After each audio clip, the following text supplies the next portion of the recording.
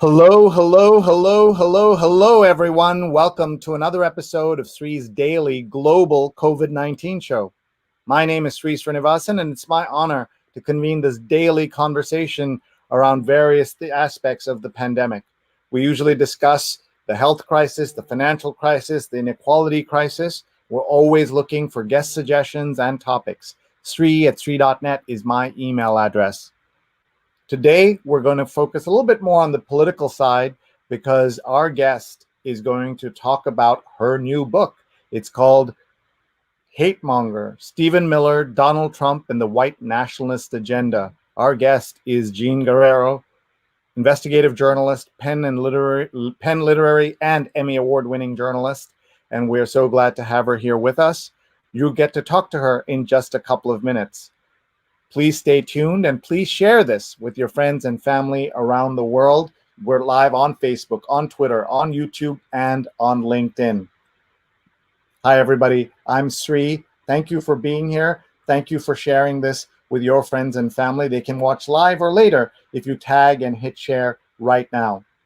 I'm Sree Sreenivasan, and I'm the Marshall Loeb Visiting Professor of Digital Innovation at Stony Brook School of Journalism. I'm also the co-founder of Digimentors, a social, digital, and virtual events consulting business.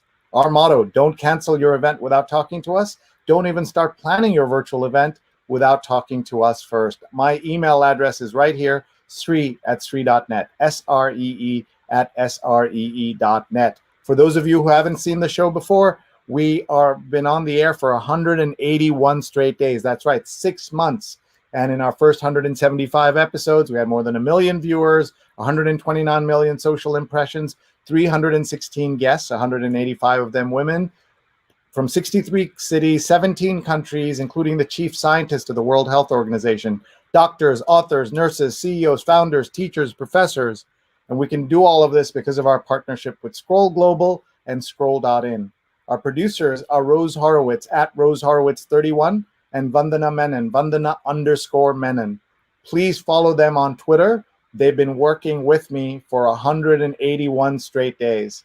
And you can find all our archives on YouTube, youtube.com/Sreenet. And our guest is here, and she'll be talking about the book you see behind me, Hatemonger, about Stephen Miller and Donald Trump and the White Nationalist Agenda. So please hit share, and please tell us what questions you have. And please ask us anything and ask Jean anything as well. So let me bring Jean onto the show and let's get started. Hi, Jean. Hey, how are you?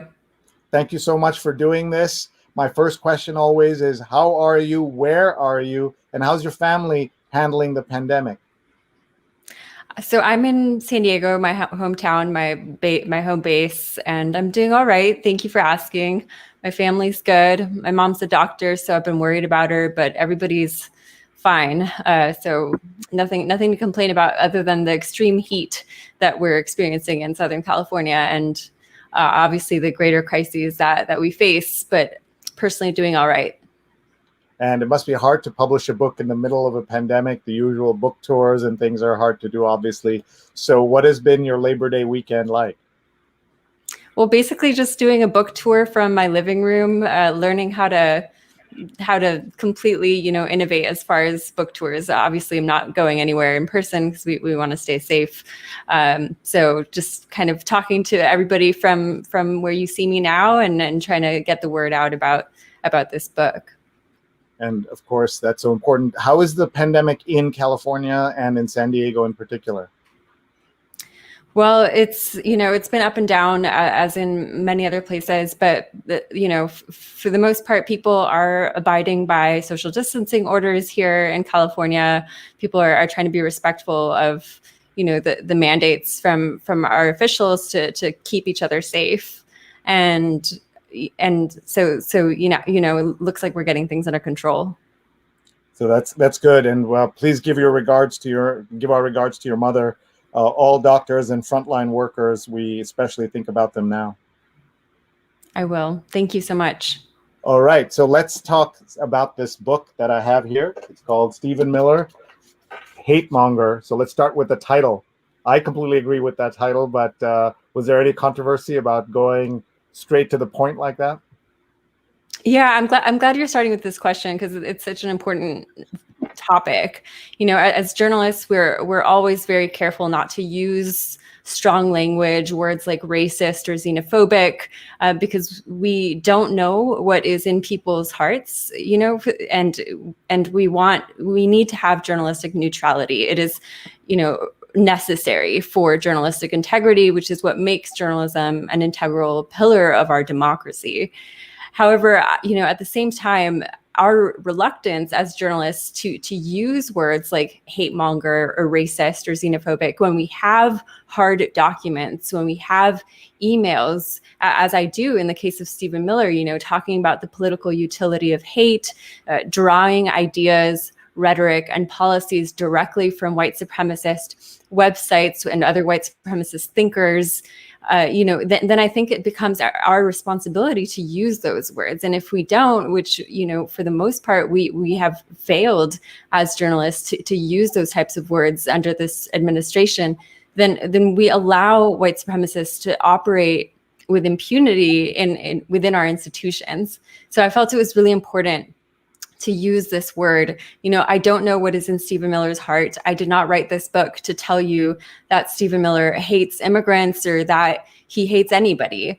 But what I can tell you is that Stephen Miller is fluent in hate. He's fluent in the language of hate. He communicates with people who hate deliberately, using this as a political strategy to rally people around Donald Trump. This is what he did in 2016 as the speechwriter and senior policy advisor for Donald Trump during the campaign. This is what he has done in the White House, crafting immigration policies and continuing to influence Trump's rhetoric. And it's what he's doing now in the 2020 election, distracting, using this hate mongering and this scapegoating to distract from the disastrous response to the coronavirus crisis. Instead of focusing on masks and medical equipment, they've been really focused on slashing green card access, shutting down the asylum system at the US-Mexico border, all of these goals that Stephen Miller has had for a very long time that are meant to re-engineer the ethnic flows of people into this country to keep Black and brown families out. And, Stephen Miller would say this is not about racism. Stephen Miller would say that this is about national security, that this is about heritage. But when you have, as I do, the emails and the strategy papers, you begin to realize that this is, the reason that these policies primarily impact families who've broken no laws, primarily impacting refugees and asylum seekers and families who are fleeing persecution. It's because of the fact that the goal is about demographics. It is not about national security. And that's so horrifying to hear, but these are things we know already. I'm just looking at some of the very powerful blurbs here. An urgent story, Jean Guerrero writes, with piercing clarity about one of the most powerful and elusive figures in America, Will Hilton, author of The Vanished. And I'm just going to read the title chapter names of the titles of the chapters, because I think each of them provide us with a little bit of extra understanding of this man. And we'll get to that question of Stephen Miller himself. But chapter 1, Brown Animals. Chapter 2, Ridiculous Liberal Elite. Now, these are all in quote marks. Chapter 3, Speak Only English. Chapter 4, Pick Up My Trash. There is no Palestine. Cut their skin. Our whole country is rioting, or is rotting. I want to hate. New Day in America. We love defeating these people. American carnage. That's the line that was used at the inauguration. White Lives Matter. Pandora's Box, Out of Love. So that gives just in those titles, you've done a really good job of capturing him. But who is Stephen Miller? Where did he come from? We have a global audience. Somebody who is not elected, of course, has so much power. Everyone was focused, I think, on Steve Bannon in those early days of the administration. And now we have someone else to focus on. Yeah, Steve Bannon is very skilled at self-mythologizing through the media. He loves media attention, and has largely exaggerated his influence on Trumpism over the years. Stephen Miller is the longest lasting advisor in this White House. He has survived all of the Trump stalwarts, like Steve Bannon, like Jeff Sessions, like so many others, and has outlasted everyone outside of the president's own family. He's been there from day one. You know, he was officially hired by Trump in January 2016 to be part of his campaign as his speechwriter and senior policy advisor. But he was working for Trump as early as 2015. He was doing unpaid labor, you know, sending him talking points and policy ideas that Trump was regurgitating in 2015 as well. So this is the most powerful advisor in the White House. And the reason I say that is because, you know, Trump believes that he won election in 2016 because of Stephen Miller's knowledge of how to manipulate white fear and hatred. And he believes that he needs Stephen Miller to win election in November. And this is why you see him leaning more and more on Stephen Miller as this year progresses, including during this era of crises and the pandemic. But Stephen Miller is, you know, he's this guy who is from Santa Monica, California, Southern California, a liberal town. And from a very young age, he began to express racist viewpoints, you know, going around his very diverse public high school, telling Mexican classmates to go back to their countries, telling them to speak English, you know, going into school board meetings to argue passionately against measures to improve racial equity. So not the kind of thing that you normally see in a teenager. He started calling into right-wing talk radio to complain about multiculturalism, to complain about his school's alleged lack of patriotism, and this coincides with a period in his life, in Stephen Miller's life, where he was experiencing a lot of family turmoil. So, you know, he'd had to move from a very affluent part of Santa Monica to a slightly less affluent part because his father had lost a lot of money in his real estate company through a number of legal battles and bankruptcies that he was involved with, as well as an earthquake. And so Stephen Miller, he fits the profile of someone who is easily radicalized. You know, during this period in his life, he's a teenager, he's feeling lost, he's feeling displaced, he's feeling angry. And this is when he starts listening to Rush Limbaugh, he starts reading conservative commentators, and a man named David Horowitz comes into his life. David Horowitz is a former Marxist turned right-wing radical who at the time was looking for young conservatives to essentially become, he became like a father figure to Stephen Miller. And he introduced him to this fantasy that the United States faced certain destruction in the form of the Democratic Party partnering with Muslims and other people who always happen to be people of color. And he introduced Stephen Miller to this fantasy that he had to save the United States by battling multiculturalism, battling his peers of color. And he gave him the weapons and the tools to do it. So because David Horowitz comes from the left, he comes from the civil rights movement, he taught him to use the language of the civil rights against it. So, you know, calling liberals and people of color racists and oppressors, completely inverting and deflecting the language of civil rights movement. And Stephen Miller begins to grow more and more powerful. You know, David Horowitz gets him his first jobs in Congress. And this was at a time when the Republican Party was, you know, moving in a more moderate direction. They published an autopsy report about the 2012 elections about how the Republican Party needed to become more diverse and more inclusive and to campaign in communities of color in ways that they never had before. But Stephen Miller decided, with Steve Bannon, with Alabama Senator Jeff Sessions, the leading nativist on Capitol Hill, that they were going to take the Republican Party in the opposite direction, that they were really going to double down on appealing to white voters, using white fear, using tactics straight from white supremacist propaganda techniques. And this is how you see, you know, Stephen Miller get really excited when he heard Trump talking about Mexicans being criminals and rapists in 2015 and decided to start contributing to his campaign with free labor, and eventually gets himself hired and completely transforms, you know, the country. And here we are paying the price after all this time. Folks, you're listening to a conversation with Jean Guerrero, who is the author of the book behind me, which is called Hatemonger, about Stephen Miller and Donald Trump and the White Nationalist Agenda.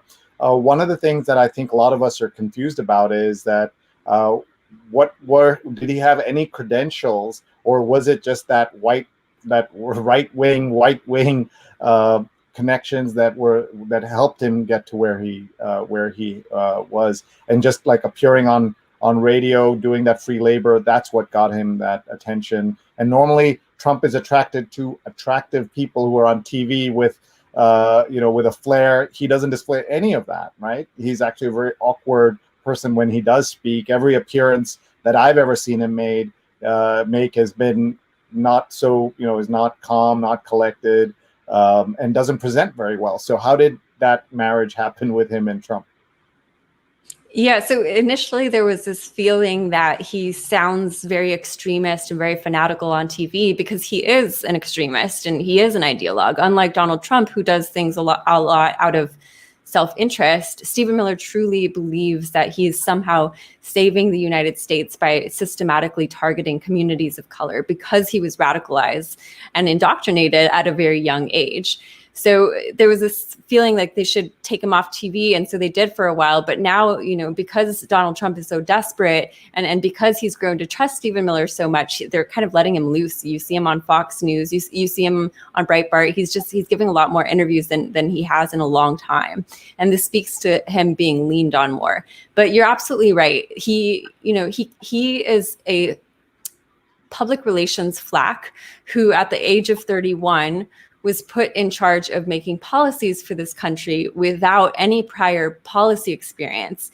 And, from day one in the White House, he began to narrow the focus of the Department of Homeland Security with its very broad mandate to protect the American people from everything from domestic terrorism to cyber warfare to pandemics, into something that was hyper-focused on his white nationalist agenda of keeping out brown and black families from this country. And this is why you saw, the refugee admissions process completely dismantled so that refugee admissions hit new historic lows every year. And the United States' reputation as globally as a beacon of hope and refuge for people fleeing violence across the world was completely destroyed.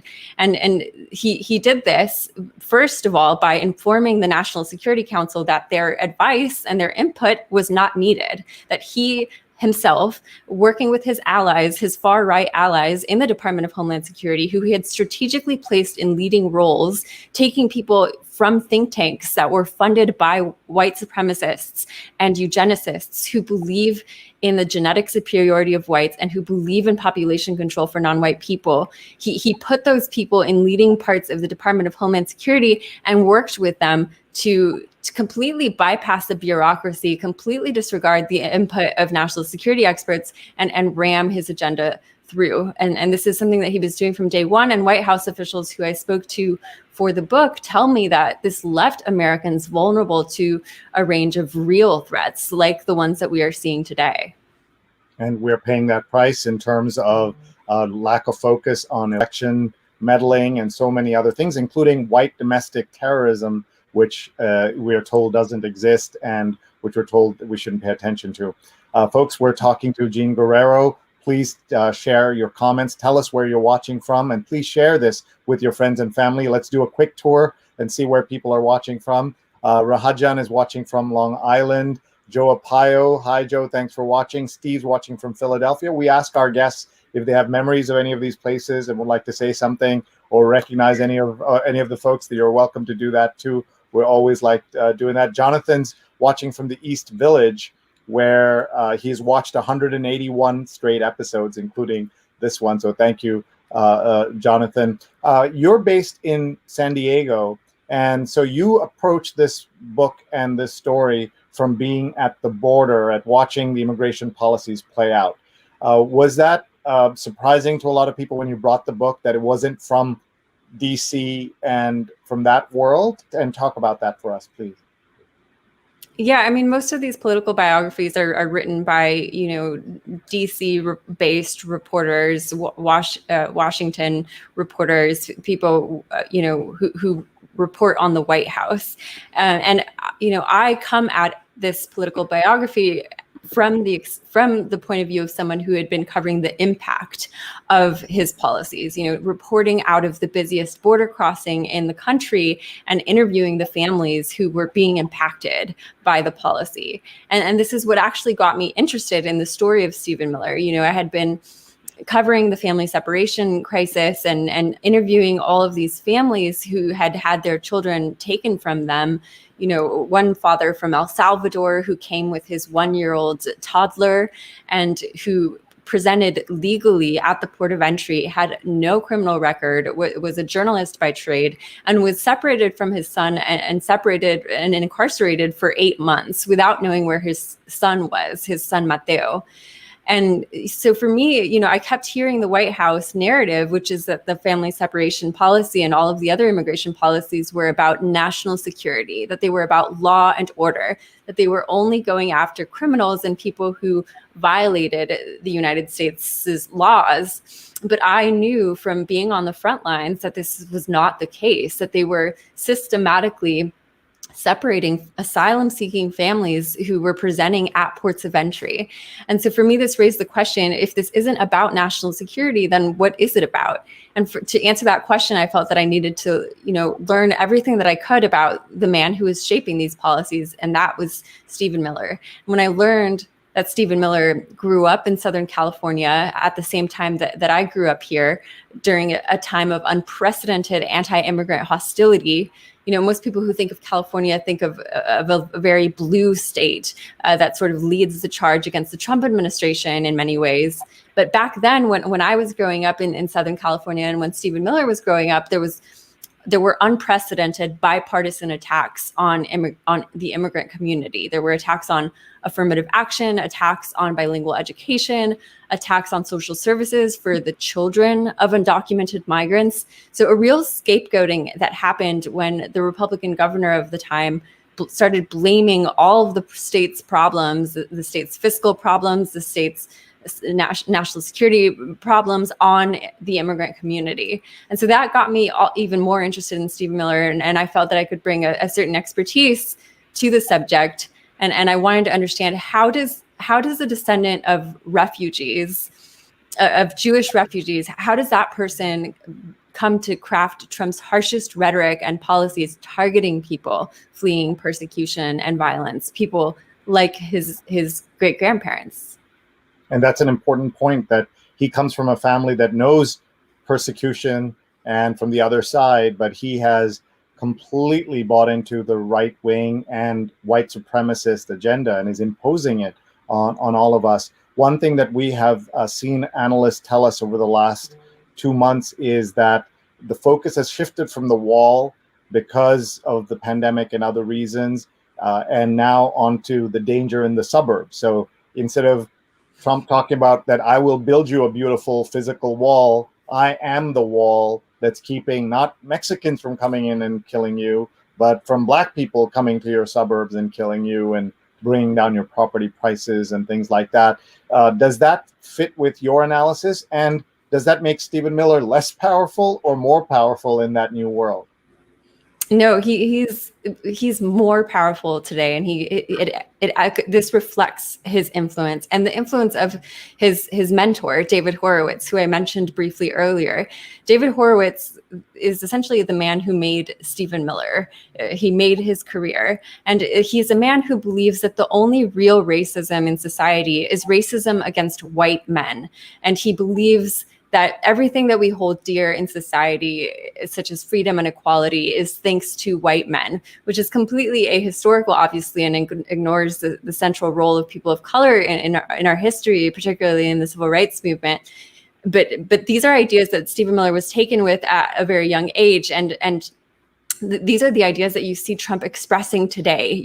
Saying that immediately all anti-racism training must stop because, according to him, it's a disease. It's divisive and un-American. This is the kind of language that David Horowitz, who who denies the existence of systemic racism against communities of color that he's been using for decades. And so you see Trump using a lot of the language to demonize Black Lives Matter that Stephen Miller's mentor taught him to use. So his mentor, David Horowitz, talks about Black Lives Matter as a terrorist organization, as a Nazi organization. He's been using these terms for a very long time. And for most of the administration, Trump avoided really demonizing the Black community. He did demonize very overtly the Hispanic community, the Hispanic community and the Latino community and the immigrant community, but he sort of shied away from demonizing the Black community. But now what you see is his demonization expanding to include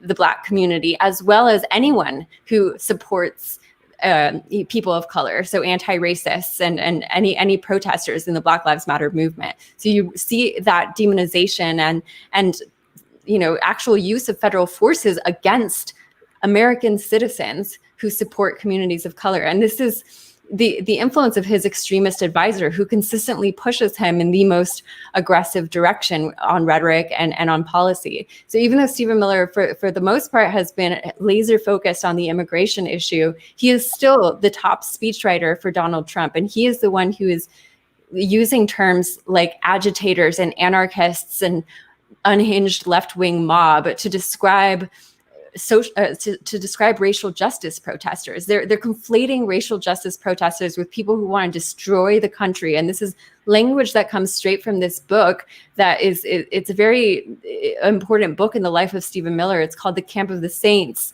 It's a white supremacist book about the destruction of the white world by brown refugees who are described as monsters and beasts. And their anti-racist allies are described as agitators and anarchists and mobs who destroy white civilization. And this is the exact same imagery that you see Trump using. And this is a book that Miller promoted in 2015.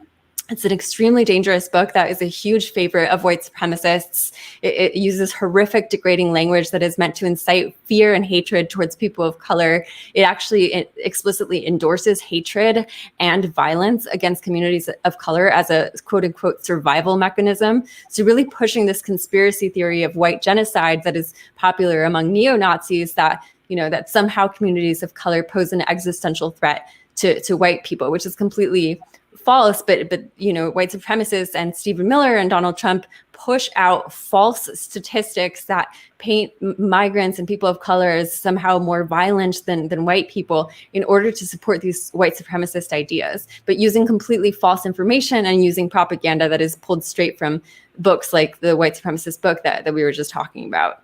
And we just saw that book from 1973, a French book that caught the imagination of a young Stephen Miller.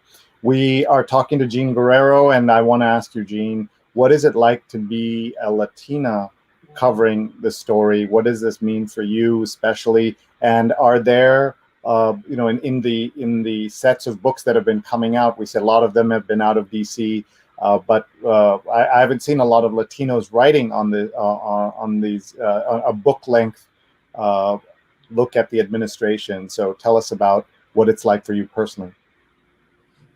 Yeah, so I'm one of the first Latina journalists to write a book, an investigative book about the Trump administration. And, it's led to some people criticizing, saying that a Latina journalist can't possibly approach this subject matter from an unbiased perspective. It's the same kind of criticism that, Stephen Miller used, as I show in my book, to try to derail the nomination of Sonia Sotomayor to the Supreme Court, saying that her Latina heritage rendered her incapable of being unbiased, which is completely irrational. As a Latina journalist, I am the daughter of a Mexican immigrant and a Puerto Rican mother, and the descendant of people who came to this country seeking a better life, just as Stephen Miller is the descendant of people who similarly came to this country seeking a better life.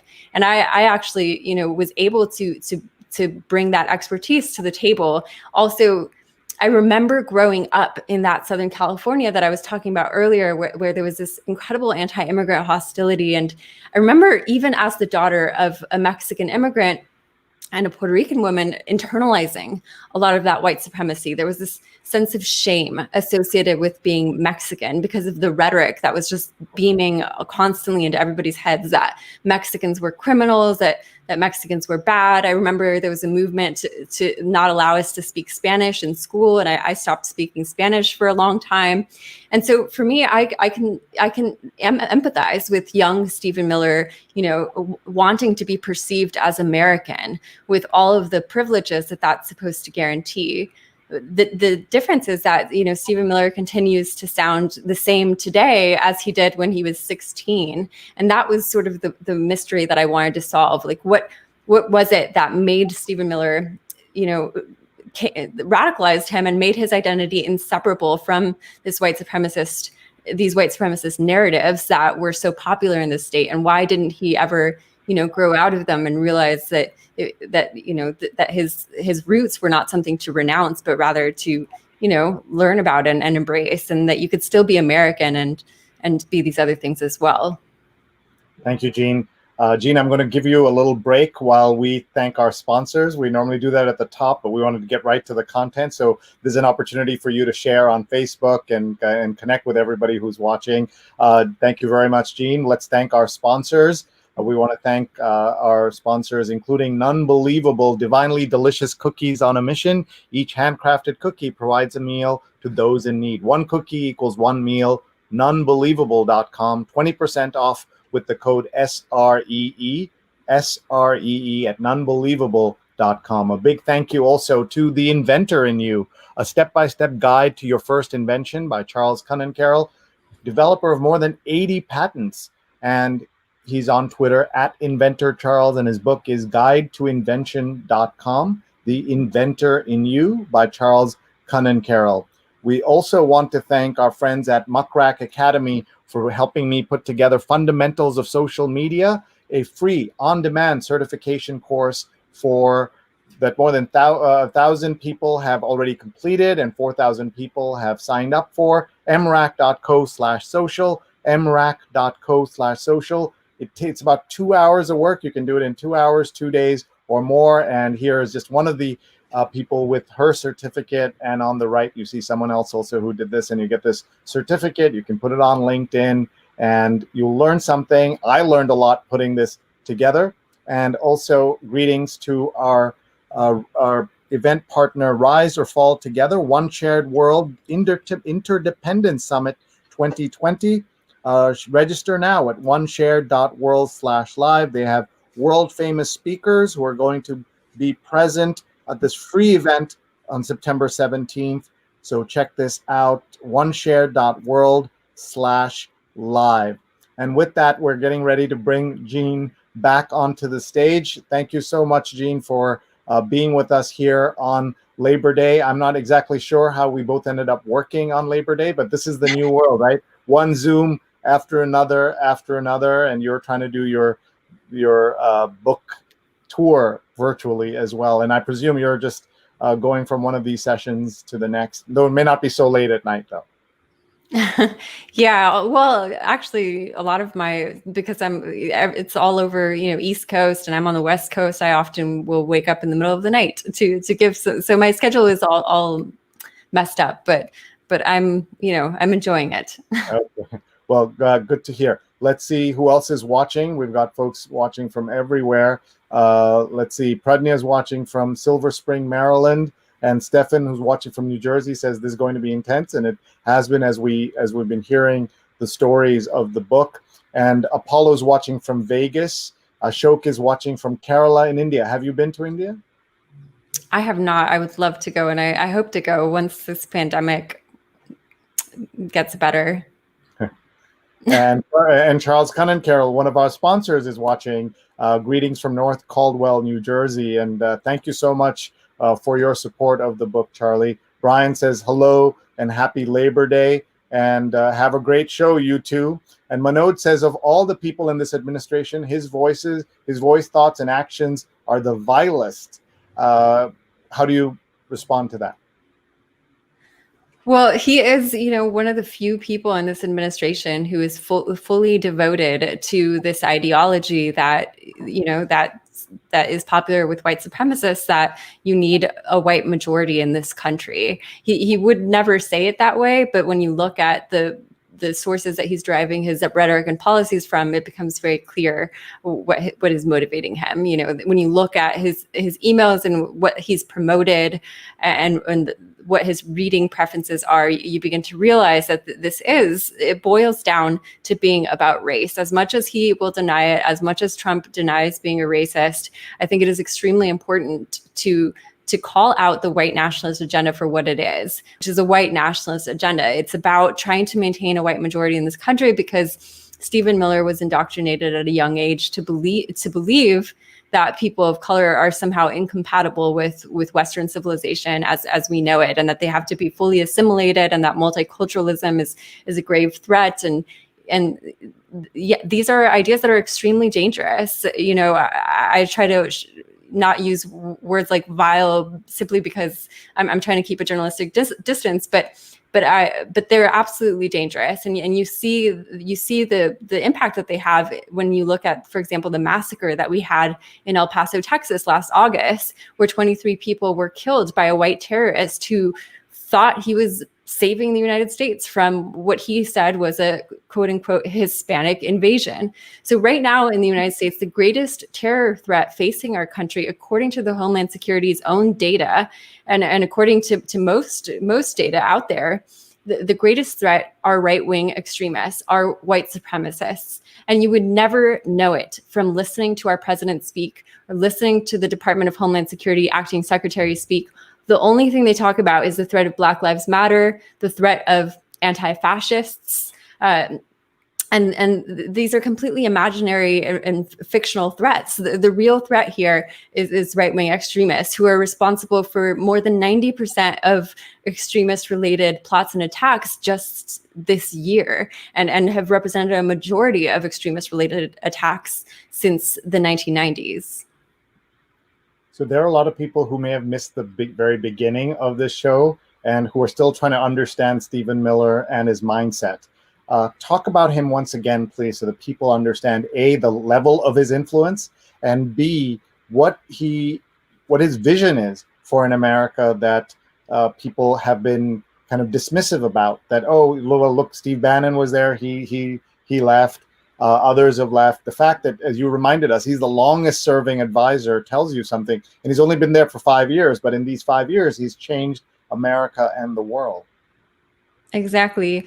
I mean, Stephen Miller is someone who was indoctrinated in an extremist and white supremacist ideology at a very young age and went on to become the most powerful advisor in the White House. He is a person who is extremely valuable to Donald Trump politically. He gave Trump border security credentials in 2015 and 2016 when Trump's only real policy proposal was a border wall. And people who had been following the immigration issue closely know that, we've had hundreds of miles of border barriers built, and it's been a huge waste of money because people, the immigration flows are just rerouted into other areas, into the ocean, into the desert, into tunnels as far deep as 90 feet underground. And it wasn't until Stephen Miller came and started pulling policies directly from think tanks funded by a man named John Tanton, an eye doctor and a white supremacist who believes in population control for non-white people. It wasn't until Stephen Miller started pulling these policies aimed at targeting refugees and asylum seekers and really decreasing overall legal immigration flows that immigration restriction has started to take Trump's campaign seriously. So Trump grew to trust Stephen Miller as a key player. He gave him a lot of power in the White House. Stephen Miller took more and more power on his own, reaching deep into the bowels of agencies to issue orders to low-ranking officials, completely bypassing the bureaucracy repeatedly to push through his white nationalist agenda. And you see Trump leaning more and more on Stephen Miller in 2020 because of the fact that there's all of these crises. Trump cannot rely on a strong economy for re-election. He cannot rely on his response to the pandemic, which has been so disastrous. And so he needs Stephen Miller's skills at scapegoating in order to win re-election in November. And so you see him scapegoating Black Lives Matter. You see him expanding the target beyond Mexicans and Muslims, which were the original targets, to include now also the Black community, Black Lives Matter, anti-racist protesters, any white allies of communities of color, anyone who supports racial justice is now a target of this administration. And that comes down to Stephen Miller's influence. And that's a Stephen Miller world, as someone said, that we're living in. Let's see some comments coming in. Arjun's watching from Montreal, and Bernardo says, Gene, congrats on the book, very timely. And Joe says, I'm going to shock you. Trump has been great for the country. Why? His outlandish and bizarre behavior has brought the polite underlying hate to the surface. That is true that has happened. People are saying things that were not said on TV, were not said from the White House pulpit before. But is there any benefit to this, having all this out there so that people can respond and fight against it? Well, it is true that, things that have been in our country for a very long time, since the inception of our country, are coming to the surface again. I wouldn't call it a benefit, because Trump has deliberately stoked white fear and white hatred in a way that amplifies and multiplies it in ways that are extremely dangerous for marginalized communities. But it is true that, a lot of people who previously felt that they had to keep their racist views private are now expressing them. I remember when I was covering one of Trump's first rallies in San Diego, where Stephen Miller spoke, and which I write about in the book, I had never seen anything like what I saw outside of that arena, which was just people screaming racial epithets into Black and brown people's faces, Trump supporters, coming out and just being extremely vile in their language and extremely offensive. And I had never seen people use words like that in public before. And this was something that Trump unleashed with the help of Stephen Miller by, demonizing immigrants and making white men and white women feel that they have a right to express these views. And communities of color as well. There's a lot of white supremacy within the Latinx community, within the Black community, and a lot of that is sort of coming to the fore because of Donald Trump. And we are seeing that it's going to get even worse. One of the things that I want to do is to have you explain to some of the folks who are watching, who are immigrants themselves, but not from from Mexico or other places like that, who think that the fight that Miller has is with Muslims from the Middle East and only with Mexicans and Central Americans, that they are somehow immune. And I'm talking specifically about Indian Americans and folks like that who have degrees from, engineering degrees and things like that, that somehow Miller isn't focused on them and will never focus on them. Well, that's not true. You see him targeting international students. There are moves right now in this administration to limit the amount of time that international students can spend in this country, targeting Indian Americans, Indian foreigners who come to this country on specialized visas, targeting those visas as well. It's been something of a struggle for Stephen Miller because of the fact that, there are more moderate advisors in the administration who are, and corporate interests who are speaking to Trump about the need to maintain these high-skilled worker visas. Jared Kushner, for example, really pushing to maintain these. But Stephen Miller has been working behind the scenes to try to derail this. And he for the first 4 years of Donald Trump, he's had to be very careful about managing his relationship with Trump's family, like Jared Kushner, and hasn't pushed too hard. But if we were to see a second term of Donald Trump, I think that we absolutely would see Stephen Miller target these specialized visas that impact a greater number of communities of color, not just Mexicans and Muslims and American citizens. One of my theories is that he would rather have Norwegian fishermen than a single Indian engineer come to this country. Of course, those Norwegians have said no. They don't want to come to this country. They don't want to migrate here. They have a pretty good life. Lisa writes in saying, powerful reporting. And Edna says, thank you for uncovering the real Stephen Miller. And Lambert asks, what's the future of Stephen Miller when Trump leaves office in 2021? First, I don't think it's for sure that Trump is leaving or losing this election. And we won't know on November 4th in the morning after, because there's going to be so much confusion that he has himself sown with Stephen Miller and others. So your thoughts? Yeah, so we don't know if Trump is going to win or lose in November. And I mean, if he wins, Stephen Miller is going to stay in the administration. I think Trump will keep him there in a position of power, probably maintaining him as senior advisor, maybe even chief of staff. But if Trump loses in November, I think, Stephen Miller, because he's an extremist, he is going to become all the more consumed with his mission. And I think, he's always going to have allies in the nativist movement and in the white nationalist movement, in the white supremacist movement, and he's going to find ways to continue to push his ideas. One of his original goals in life was to become a prosecutor and then to become a senator. So it is possible that he will run for office somewhere. It's also possible that he will join one of these think tanks funded by John Tanton and just continue to work to push propaganda to convince Americans that communities of color need to be controlled and decreased in the United States. Thank you. A.B. Sanchez says, saludos from Baltimore, Maryland. Sonali says, it amazes me how much energy I have past 9 p.m. Yeah, it's almost 10, but I'm inspired by our great viewers and our great guests. My mom is watching from Kerala. Hi, Amma, love you. Sorry I'm not with you. Edna's watching from San Antonio, Texas. And Gloria is watching from Washington, D.C. And Antonio Johnson's watching from Atlanta. He was a guest on our show. His new book on black barbershops called You Next is incredible. And everyone should get that book and check it out. And people are tagging their friends. We love seeing this so that people can watch. Diana says, I love the awareness she's bringing to this topic. Great guest. Diana was our guest yesterday. One of the things I'm most proud of is that our guests are viewers as well, because they understand what the conversations we have here better than anyone else. Steve asks, do you think Trump can win? And Diana says, I don't know if I want to hear her answer.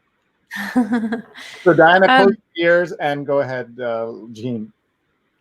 So one reason for optimism on that front is, white fear was very effective in 2016, but in 2020, the American public is extremely exhausted, and there's so much fear already about the pandemic and the economic crisis. People are looking for hope. And, there was this strategy paper that David Horowitz, Stephen Miller's mentor, shared with Stephen Miller and that was used to radicalize the Republican Party about how fear is a stronger emotion than hope, and how the Republican Party needed to remake itself around demonization and inciting fear, which you saw happen in 2016 and you see happening in 2020. The thing that I believe, though, is that it's going to be a lot less effective this year because people are just exhausted. There's only so much fear that they can take. People are looking for a candidate who could give them a sense of hope. This is why you saw during the Republican National Convention, there was this sort of mishmash of hope and fear. But hope is not Trump's skill set. He's not very good at giving the American people hope. This is why you see him constantly, apocalypse mongering and hate mongering. And so I do think that it's possible that he will win in November, but I think it's a lot less likely than it was in 2016. I like hearing your optimism on that. Sonali's watching from LA. And Eileen is watching from South Florida, where I teach a course on covering immigration. Can't wait to read this book. And hi, Eileen. She's a fabulous former foreign correspondent who now is in Florida. And Bhavani says, this is terrible, talking about Stephen Miller generally. And we had a comment here earlier. Pradnya said that she's going to read the book, but with a Xanax. Tell us about, were you worried that writing a book about Stephen Miller would bring too much attention to him, or he's the kind of character that's already running America and we need to know this stuff? Well, I wanted to make sure that I didn't mythologize him in the way that I feel like a lot of writers have mythologized, Steve Bannon, for example, and other key figures in the Trump administration when they write about them. And so, Stephen Miller is not some kind of mastermind. And I try to make this clear in the book. He's not inventing this stuff. The reason he's so powerful in the Trump administration is because he's so skilled at regurgitating the talking points of other people. And because he's got a very strong work ethic and incredible discipline, because he's so obsessed with this stuff, because he is a fanatic. But I think, I was very careful to, show people that Stephen Miller's ideology is the natural outcome of a decades-long bipartisan assault on immigrants and communities of color in our country. This isn't, just about Stephen Miller. And this is what I was trying to show in the book, and why I think that his early life is such an important key to understanding what's happening right now in our country. Because, in California in the 90s, non-Hispanic white people became a minority for the first time in the state. And there was all of this white backlash. There was this idea that the world was going to end in California because of the quote unquote browning of the state. And you see the same sort of hysteria happening and the same backlash happening nationally now as we approach 2050, where white people are going to become a minority nationwide for the first time. But I think understanding that, in California, the world did not end. It became an increasingly diverse state that recognized multiculturalism for the strength that it brings to the table, that, is the number one economic engine in our country. And I think that's what we're going to see nationwide as well. People are going to, the tribalism is going to decrease as we become a more mixed and more mestizo nation. And people find themselves capable of empathizing and identifying with multiple ways of being, because they're going to have more hyphenated identities. People are going to identify as, Mexican and Indian and white and all sorts of things as we become more mixed. So I think that the past of Stephen Miller, the principal role of California in his life, it sheds a lot of light on what's happening today, and also should be a source of optimism for people. Thank you. So many comments coming in and questions. I just want to read to this. You highlight this, what he said to an audience in San Diego, where you are. He savored the roars as he said, "Are you ready to show them who's still in charge?" And that's all not even racially coded wording, right? And they validated his extremism, validated a vision that was transforming the country and the world. Are you ready to do something they will write about for 1,000 years? That sends a shiver on to anyone who knows anything about history. Just the idea, who even thinks in 1,000 years except people who worship the 1,000 years that could have been. Well, Hitler did this. Yes, yeah, Hitler. Exactly. Hitler used that kind of language as well. Yeah. Satish says, how could a Jewish man personify fascism? Is that something that you've thought about and others have thought about as well? Well, there's a growing minority in the United States, in the Jewish American community, that embraces these neo-Nazi ideas that, that target Jewish people and that are dangerous to the Jewish people. And it's very difficult to understand. It's contradictory. For me, I'm able to understand it to a degree because of the fact that I understand that there's a lot of internalized white supremacy in the Latin American community, having grown up in a Latin American family that struggled with that. And so it's a contradictory reality that a lot of minorities face, where because they're constantly internalizing white supremacist ideas, they find themselves more capable of identifying with whiteness. And this is what you see happening to Stephen Miller from a very young age, when he was listening to Rush Limbaugh, who was talking about how everyone in society who complains about anything they lack self-determination, except for white men. White men are allowed to complain about everything. And Stephen Miller, for some reason, identified with that, even though he's a Jewish American, but he wrote about how he finds American holidays more important than Jewish holidays because Jewish people are a minority. So again, like just internalizing that white supremacist thought from a very young age. You should know, by the way, that the trolls have found us, and they're commenting away on Twitter and other places. I'm not dignifying them, obviously, with putting them on here. Subodh says bipartisan assault, I guess you use that term, is nonsense. Enough with the false equivalent. So saying you shouldn't be using terms like that. What do you say? Well, I think it's actually very important to use terms like that, because I think that the hate mongering of this administration has been effective in large part because of the complicity of our nation's storytellers, many of which are in progressive institutions. So there's a problem of diversity within progressive institutions like journalism that have, allowed white supremacist thought to proliferate, and without calling it out for what it is. Journalists up until early 2019 were told not to use words like racist to describe people. Finally, in 2019, the Associated Press style book was revised to say, if something is racist, you can call it racist. But these are progressive institutions in many cases that that are complicit, and I think it's very important to call out the fact that this is a bipartisan problem. I agree. Rajan says, sadly, I have many Filipino and Filipino-American relatives and acquaintances who mistake their white adjacent privilege for white privilege, and they are Trump followers. One of the things that surprised a lot of us who were covering the elections in 2016 is that after basing it so much on an attack, basing his campaign so much on attacking and putting down Mexican and Hispanic folks, including the judge, you remember, and his famous speech after the escalator and all of that, he polled higher and got more votes among Hispanic Americans than even Mitt Romney. So how do we explain that in communities of color where he has done well, or relatively well? Obviously 70% plus still voted against him, but why would he get any votes at all?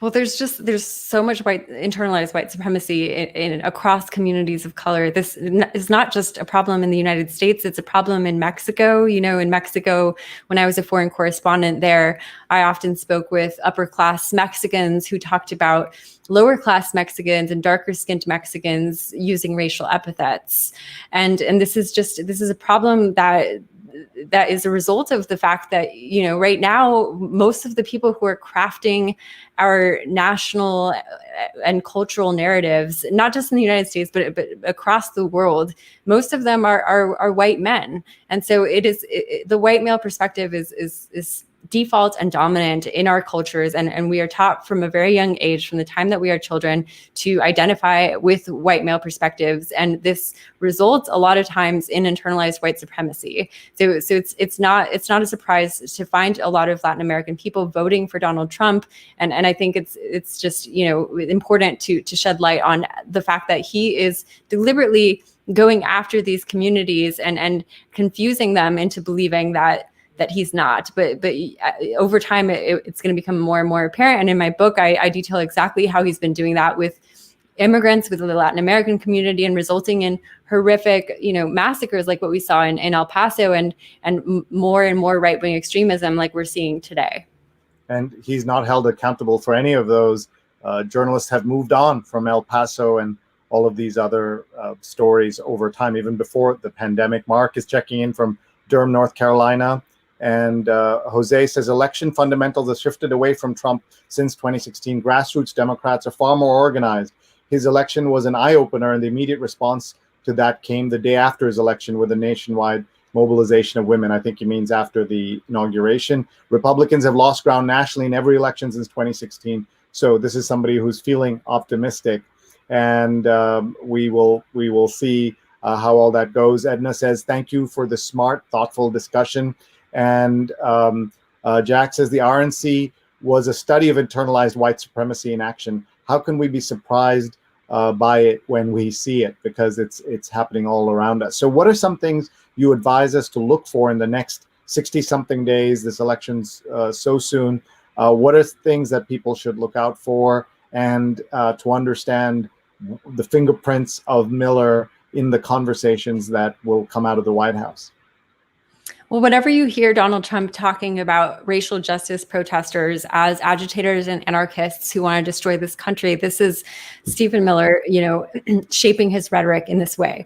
Whenever you hear Trump talking about some kind of existential threat to civilization, this is Stephen Miller. And I think what you're going to see is Trump adopting more and more of the language of Stephen Miller's extremist advisor who, believes that the only real racism is racism against white men, which is, completely insane. But this is something that Trump is going to continue to want to push. He's going to insist that systemic racism is a figment of the left's imagination. He is going to do this while at the same time demonizing racial justice protesters as a threat to civilization, which is completely contradictory. But this is Stephen Miller using the art forms and the weapons, which I document in the book, of using the language of the civil rights movement against it and completely inverting and deflecting those arguments. And Trump is going to continue to do that and lean more and more into white identity politics as November approaches. And it's going to be extremely dangerous because you have right-wing extremists arming themselves, preparing for a race war, preparing for civil war. And they hear Trump's dog whistles and they understand them for what they are, which is, language derived straight from white supremacist books, white genocide books that talk about the end of the white race, the end of civilization. And Trump is doing this on purpose because he thinks it's going to get him reelected in November.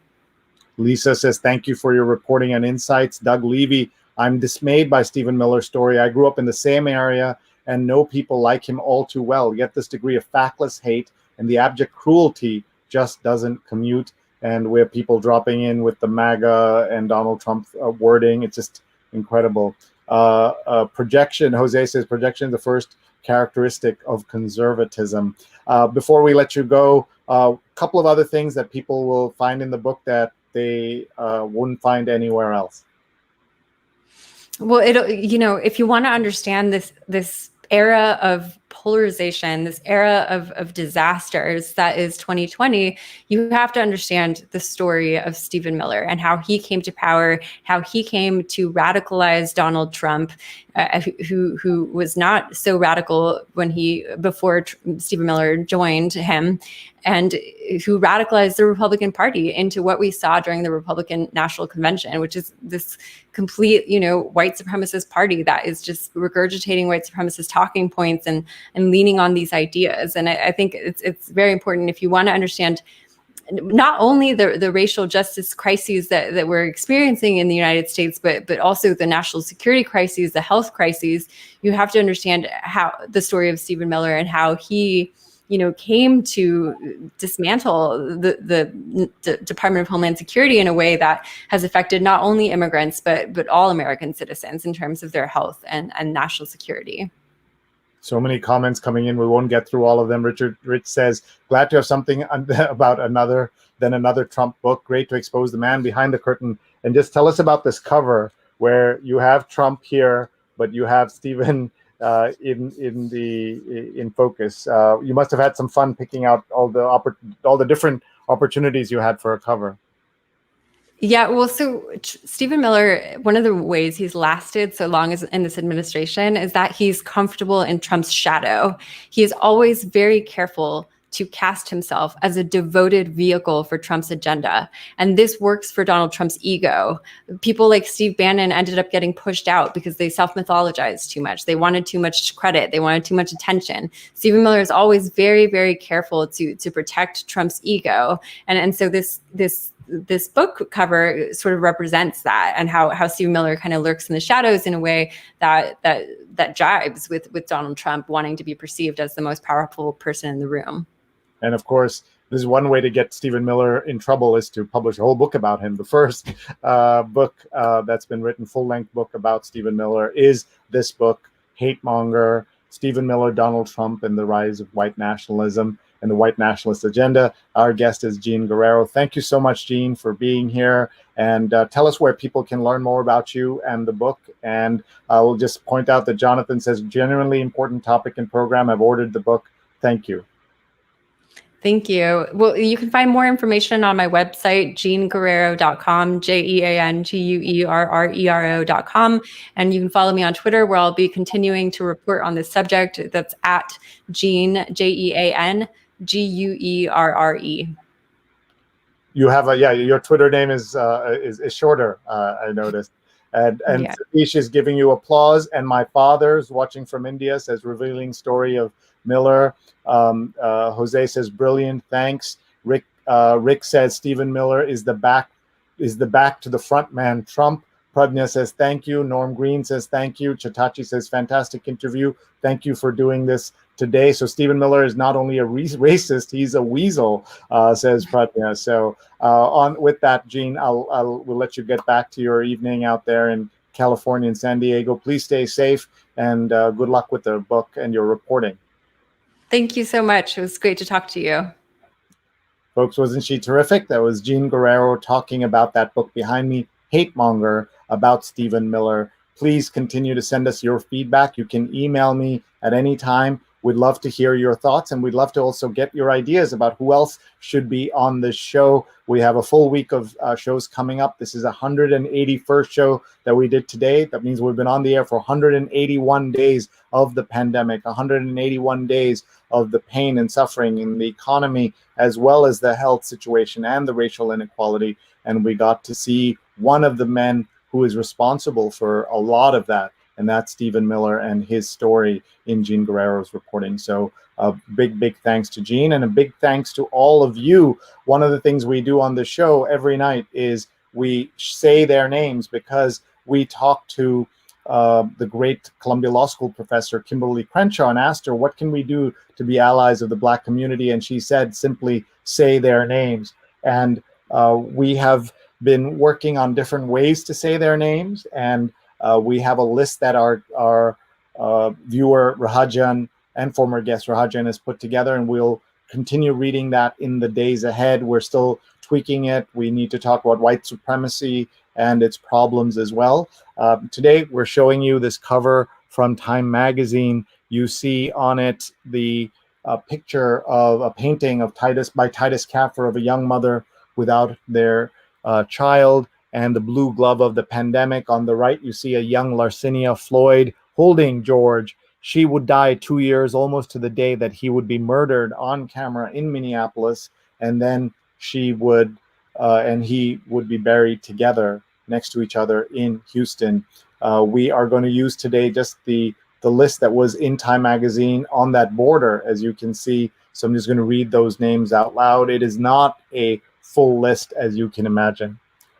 Trayvon Martin, Yvette Smith, Eric Garner, Michael Brown, Laquan McDonald, Tanisha Anderson, Akai Gurley, Tamir Rice, Jerame Reed, Natasha McKenna, Eric Harris, Walter Scott, Freddie Gray, William Chapman, Sandra Bland. As I read these names, please think about how some of these names are household names and others you've never heard of. Darius Stewart, Samuel DuBose, Janet Wilson, Kaylin Rockmore, Alton Sterling, Philando Castile, Joseph Mann, Terrence Crutcher, Chad Robertson, Jordan Edwards, Aaron Bailey, Stefan Clark, Danny Ray Thomas, Antoine Rose, Botham Jean, Tatiana Jefferson, Michael Dean, Ahmaud Arbery, Breonna Taylor, George Floyd, and the list goes on and on and on. And we want to thank everybody for watching tonight. Thank you for your feedback. We're on every single day. You can find our archives on youtube.com/Sreenet. Please hit the subscribe button on YouTube. Please follow me on Twitter. Please send us ideas for speakers, themes, and any other way in which we can collaborate and continue to do the work of this show. Big thanks to our sponsors. Nunbelievable, divinely delicious cookies on a mission. Each handcrafted cookie provides a meal to those in need. 20% off with the code SREE, S-R-E-E. Big thanks to The Inventor in You by Charles Cunnincarroll, a step-by-step guide to your first invention at Inventor Charles, and guide to invention.com. We also want to thank our friends at Muckrack Academy for helping me create Fundamentals of Social Media, a free on-demand certification course. Enroll today, mrac.co/social, mrac.co/social. And also a hello and thank you to Rise or Fall Together, the One Shared World Interdependence Summit. world-famous speakers for 3 hours on September 17th.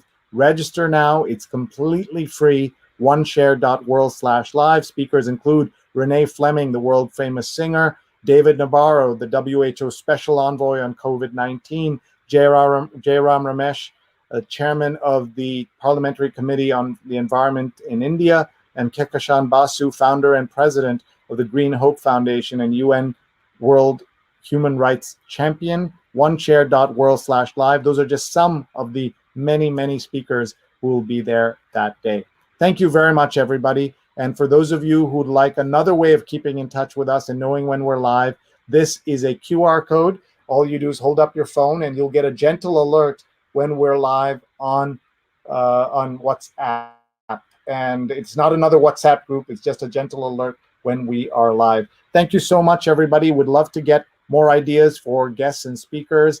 We are going to be live every single day for through the election at least. And we've been live every single day for 181 days. We don't take time off on weekends and certainly not on Labor Day. Big thank you to our producers, Rose Horowitz, as well as Vandana Menon.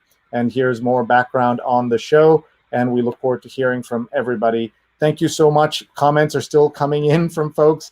Let me just see here. Let's just pull this off so that we can see some of these comments. Thank you all for being here. Rich says thank you. Alex is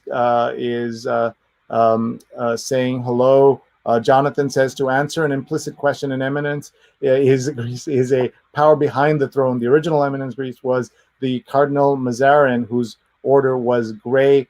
Pradnya says book purchased. Manoj says, can you please do one session on post-truth and QAnon? I think that makes sense. And if possible, get someone from the other side as well.